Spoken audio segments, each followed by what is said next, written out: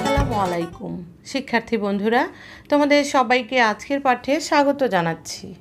আজ আমরা পড়ব পঞ্চম শ্রেণীর বাংলা বিষয়ের সুকুমার রায়ের লেখা অবাক জলপান নাটিকাটির অনুশীলনীর সকল প্রশ্ন উত্তর। শিক্ষার্থী বন্ধুরা, তাহলে চলো আমরা অনুশীলনীর প্রশ্ন উত্তরগুলো জেনে নেই। 1 নাম্বার, নাটিকাটির মূল ভাব জেনে নেই। সুকুমার রায়ের অবাক জলপান ছোট্ট একটি নাটিকা। এতে একটি গল্প বলা হয়েছে। তবে পথিক, ঝুড়িওয়ালা, বৃদ্ধ, খোকার মামা এই 4 জন লোকের কথোপকথন বা সংলাপের মধ্য দিয়ে গল্পটি বলা হয়েছে বলে এটি নাটিকা। ছোট্ট নাটককে নাটিকা বলে। অবাক জলপান নাটিকার কাহিনী হচ্ছে ভীষণ তৃষ্ণার্ত একটি লোক তেষ্টায় নানান জনের কাছে গিয়ে জল চাইছে, কিন্তু কেউ তাকে জল দিচ্ছে না, বরং তার কথা বলার মধ্যে নানা রকম খুঁত ধরছে। শেষ পর্যন্ত বেশ বুদ্ধি খাটিয়ে ফন্দি এঁটে এক বিজ্ঞানীর নিকট থেকে সে জল আদায় করল। এটি একটি হাসির গল্প। 2 নম্বর, শব্দগুলো পাঠ থেকে খুঁজে বের করি, অর্থ বলি। গেরস্থ, গৃহস্থ, সংসারী লোক। বরকন্দাজ, বন্দুকধারী সিপাহী বা রক্ষী। তেষ্টা, তৃষ্ণা, পিপাসা। খাটিয়া, কাঠের তৈরি খাট। এক্সপেরিমেন্ট, পরীক্ষা নিরীক্ষা। রুক্ষ মূর্তি, উগ্ররূপ। 3 নাম্বার, ঘরের ভিতরে শব্দগুলো খালি জায়গায় বসিয়ে বাক্য তৈরি করি। ক, গৃহস্থ বাড়ি, দুপুর রোদে দরজাইতে সব ঘুম দিচ্ছে। খ, বরকে কি আপনি বরকন্দাজ বলেন? গ, একটা লোক তেষ্টায় জল জল করছে, তবুও জল খেতে পায় না। ঘ, পথিক ক্লান্ত হয়ে অবশেষে খাটিয়ার উপর বসে পড়ল। উম, নোংরা জলের ভিতর কি আছে তা এক্সপেরিমেন্ট করে বলা যাবে। চ, রুক্ষ মূর্তি, লোকটিকে দেখলেই ভয় লাগে। 4 নাম্বার, প্রশ্নগুলোর উত্তর বলি ও লিখি। ক, বোবা জল বলতে কি বোঝো? উত্তর, বোবা জল হলো পরিশ্রুত গরম জল, যা ময়লা আর দুর্গন্ধযুক্ত পানি থেকে পরিস্রবণের মাধ্যমে আলাদা করা হয়। এই পানির কোনো স্বাদ নেই। খ, জলাতঙ্ক কাকে বলে?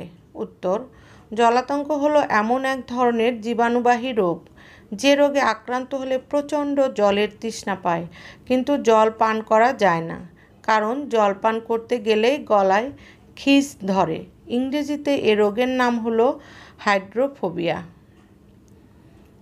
গ, জলের তেষ্টায় পথিকের মন ও শরীরের অবস্থা কি হয়েছিল? ব্যাখ্যা করো। উত্তর, জলের তেষ্টায় পথিকের মাথার খিলু শুকিয়ে যাচ্ছিল। ক্লান্ত শ্রান্ত হয়ে তিনি জলের খোঁজ করছিলেন। জল না পেয়ে বরং তিনি সবার কাছে নানা প্রশ্নের সম্মুখীন হয়ে বিরক্ত হচ্ছিলেন। ঘ, মনে করো এই পথিকের সঙ্গে তুমি কথা বলছো। তোমাদের দুজনের কথোপকথন কেমন হতে পারে তা নিজের ভাষায় লেখো। উত্তর, পথিকের সঙ্গে আমার কথোপকথন। পথিক, মশাই, একটু জলপাই কোথায় বলতে পারেন? আমি, কাঁচা জলপাই না পাকা জলপাই? পথিক, না না, আমি তা বলিনি। আমি, তাহলে আপনি কোন জলপাই চাচ্ছেন? পথিক, না হে, আমি জলপাই চাচ্ছি নে, আমি জল চাচ্ছিলাম। আমি, নিন, এই জল পান করে তেষ্টা নিবারণ করুন। পথিক, ধন্যবাদ। উম, পথিককে ঝুড়িওয়ালা কত রকম জলের কথা শুনিয়েছিল? নামগুলো লিখো। উত্তর, পথিককে ঝুড়িওয়ালা 5 রকম জলের কথা শুনিয়েছিল। নামগুলো হলো: 1 কুয়োর জল, 2 নদীর জল, 3 পুকুরের জল, 4 কলের জল, 5 মামাবাড়ির জল। চ, তুমি তোমার সহপাঠীর সাথে আলোচনা করে ইচ্ছেমতো একটি নাটিকা লিখো। শিক্ষার্থী বন্ধুরা, অবাক জলপান চমৎকার একটি হাসির নাটক। তোমরা নিজেদের মতো করে চিন্তা করবে এবং এরকম একটি নাটক লেখার চেষ্টা করবে। 5, ঠিক উত্তরটিতে টিক চিহ্ন দেই। ক, অবাক জলপান কোন ধরনের রচনা? নাটিকা।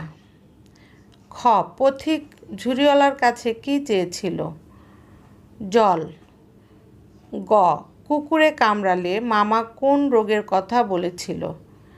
জলাতঙ্ক।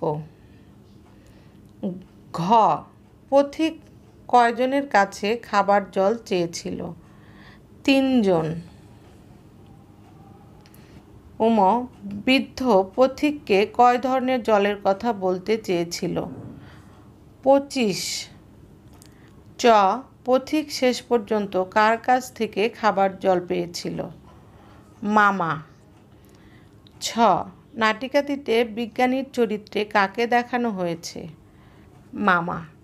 শিক্ষার্থী বন্ধুরা, তোমাদের সাথে অনুশীলনীর যে প্রশ্নগুলো নিয়ে এতক্ষণ আলোচনা করলাম, তোমরা অবশ্যই সেই প্রশ্নগুলো বাসায় শিখবে এবং যেগুলো লেখা দরকার সেগুলো খাতায় লিখবে। শিক্ষার্থী বন্ধুরা, এবার তোমরা 6 নম্বর প্রশ্নটি দেখো। 6 নম্বর প্রশ্ন, শিক্ষকের সহায়তায় নাটিকাটি শ্রেণীতে ধারাবাহিকভাবে অভিনয় করি। শিক্ষার্থী বন্ধুরা, এই নাটিকাটি আমরা শ্রেণীকক্ষে ধারাবাহিকভাবে সুন্দর করে তোমাদের দ্বারা অভিনয় করে দেখাবো। কেমন? এবার তোমরা আজকের বাড়ির কাজ লিখে নাও। 1 নাম্বার, ন ট, ন ত, শয় থয়, চ ছ, ক ত, স ত, উমগ এই যুক্ত বর্ণগুলো ভেঙে লিখবে। 2, তেষ্টা, বরকন্দাজ, বোবা জল, জলপাই, অক্সিজেন এই শব্দগুলো দিয়ে বাক্য গঠন করবে। শিক্ষার্থী বন্ধুরা, এতক্ষণ আমার সাথে থাকার জন্য তোমাদের সবাইকে অসংখ্য ধন্যবাদ জানাচ্ছি। সেই সাথে আগামী ক্লাস দেখার আমন্ত্রণ জানিয়ে আজকের মতো বিদায় নিচ্ছি। আল্লাহ হাফেজ।